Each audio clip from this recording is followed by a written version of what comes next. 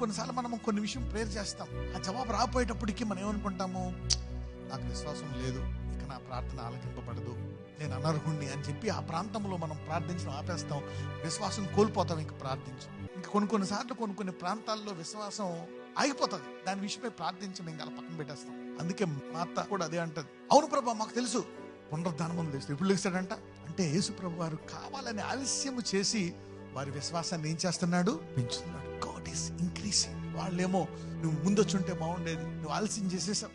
ఈరోజు ఈ వాక్యం ఎందుకు బోధిస్తున్నాడంటే, అనేకులు ఏదైతే మా చెయ్యి దాటిపోయింది అనుకున్నారో చెయ్యి దాటిపోలేదు, దేవుడు అద్భుతం చేస్తున్నాడు. God is true.